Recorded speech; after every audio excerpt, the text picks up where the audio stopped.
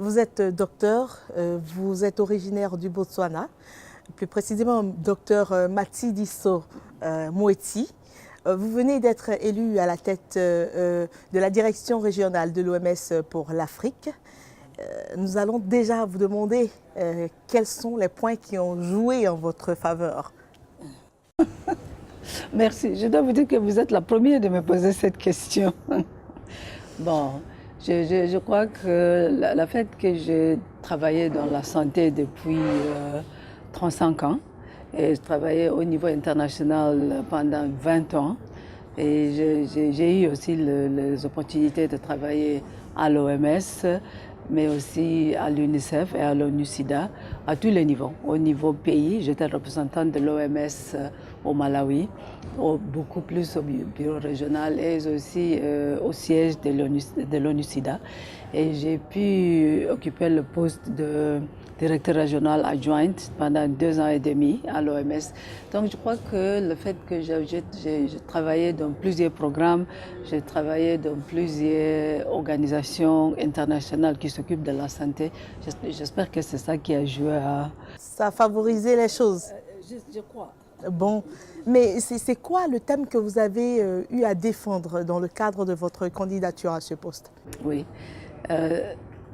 D'abord, c'est le thème de l'amélioration de l'état du système de santé africain, parce qu'il faut que nos systèmes arrivent à livrer les services préventifs et curatifs à tous les citoyens. Et ça doit être pas loin de là où ils habitent, parce qu'il ne faut pas que les gens dépensent beaucoup, prendre beaucoup de temps pour voyager, pour arriver à une clinique par exemple. Il faut que le premier soin, les soins primaires, soient accessibles. Et il faut aussi que les gens ne dépensent pas directement, parce que nous voyons qu'il y a les familles qui sont mises à la pauvreté, parce qu'à chaque fois s'il faut voir le médecin, payer les médicaments, ils doivent payer directement. Donc, nous proposons qu'il y ait un système d'assurance médicale, pré-paiement, et puis de partage de ressources, ce que nous appelons pooling en anglais. Nous mettons ensemble des ressources pour que tout le monde soit capable d'accéder aux services, soit les pauvres, soit ceux qui ont des moyens. Donc c'est un système de solidarité entre les citoyens d'un pays pour améliorer l'état sanitaire de tout le monde.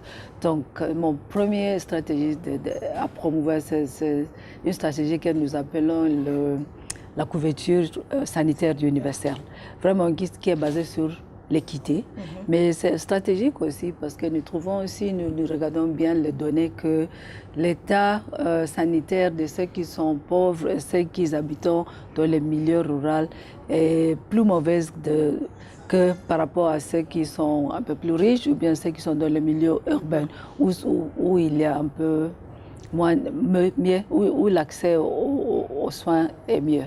Mais donc ça veut dire qu'il faut donner l'opportunité à tout le monde d'avoir cet accès. Ok, mais nous trouvons que c'est vraiment noble comme point défendu. Mais une chose est de défendre ce point, une chose est qu'à votre niveau, vous ayez la volonté, mais comment suivre l'application donc de ce point-là au niveau de chaque pays pour savoir que certainement ça s'applique quoi et que vraiment ça évolue? Oui. Je crois que c'est vrai que ça a pris du temps. Ça a pris du temps, mais la plupart des pays africains, il y avait une réunion ministérielle des ministres de la Santé organisée par l'Union africaine et l'OMS à Luanda il y a quelques mois, et ils ont formellement adopté cette stratégie. Il y a déjà, la stratégie a été déjà lancée il y a quelques années par l'OMS. Il y a déjà des pays qui ont demandé d'être appuyés parce que ça demande plusieurs actions. D'abord, ça demande une analyse du système de financement de la santé actuel dans les pays pour qu'ils sachent où ils en sont par rapport à ces principes de l'équité, par rapport à ces principes de ne pas faire les gens payer directement, etc. Et après, il faut qu'ils développent une politique et un plan stratégique national sur le financement de la santé, bien sûr dans le cadre du plan national sanitaire. Donc les pays ont manifesté beaucoup d'intérêt à être appuyés, à commencer dans ce processus. Et il y a quelques pays aussi qui ont déjà démarré les actions. Par exemple, il y a le Ghana. Il y a quelques années, je crois qu'il y a 5 ans, que le Ghana a commencé de développer un système de l'assurance, définir un paquet de services qui doit être accessible à toute la population et essayer d'organiser les mécanismes de financement qui viennent de le prépaiement, l'assurance, la contribution des gens qui sont employés et aussi la contribution de l'État. Parce que pour les plus pauvres, il faut aussi cette subvention, mais comme contribution de l'État. Absolument. Alors nous allons parler aussi du fonds d'urgence pour la santé publique.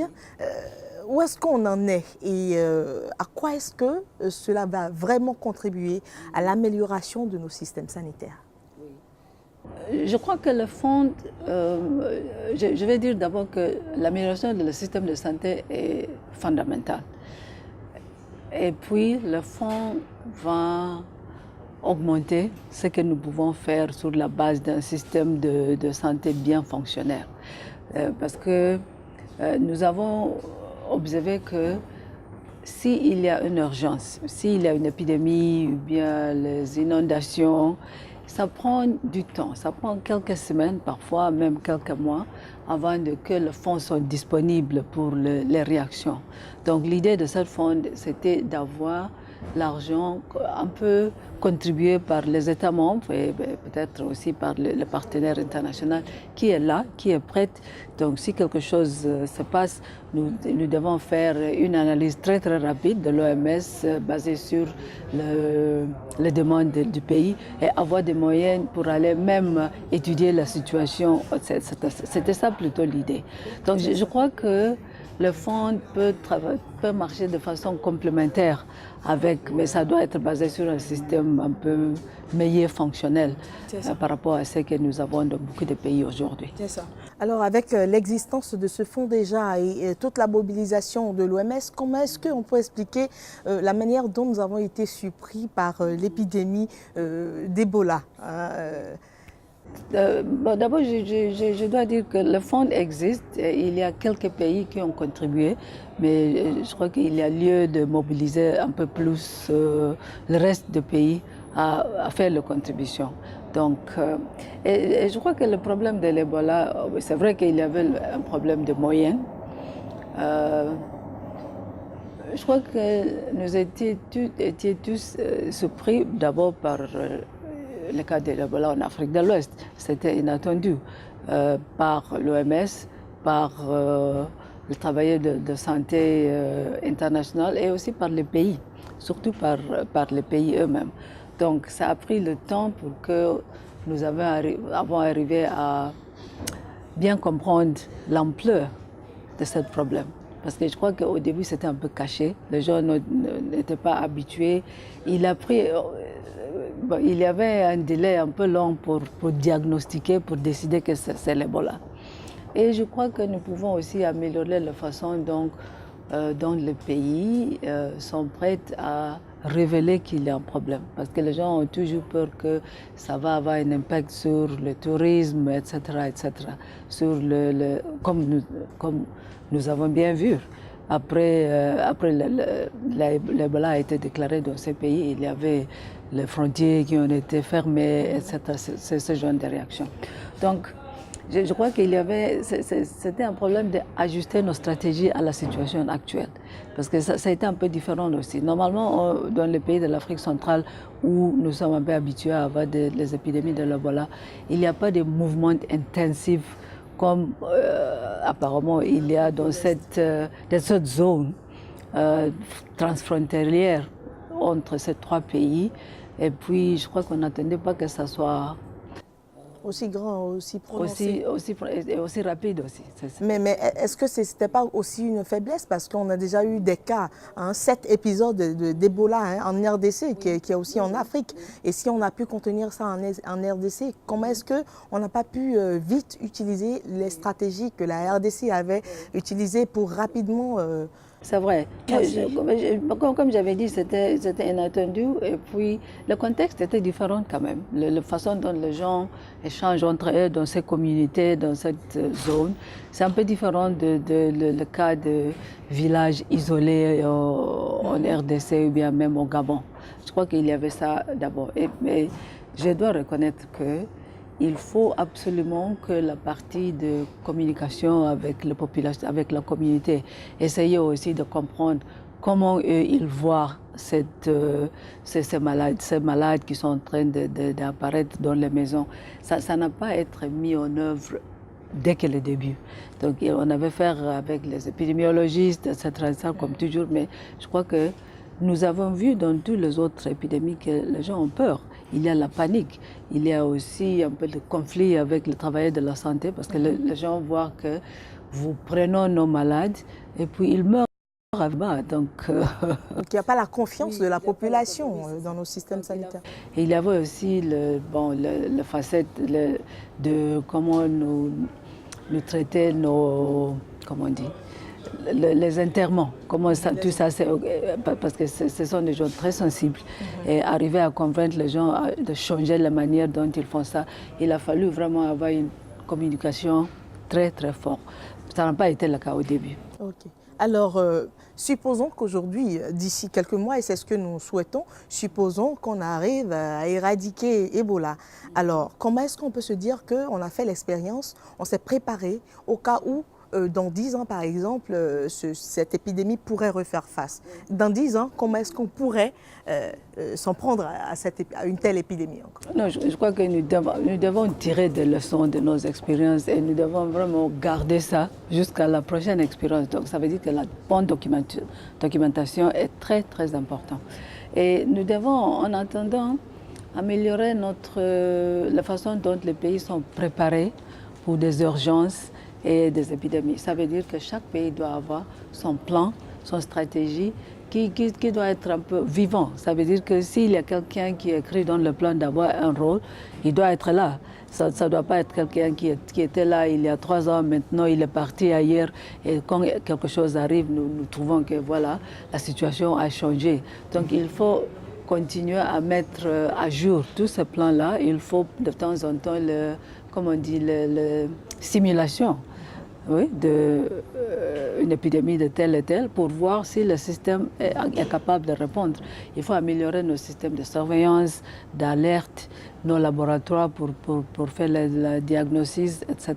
Donc c'est quelque chose qui, à mon avis, est un investissement très stratégique parce que si nous sommes mieux préparés, la réponse est plus efficace et nous n'allons pas dépenser les millions qui sont en train d'être dépensés maintenant sur cette épidémie de l'Ebola. Voilà. Vous êtes élu pour 5 bonnes années.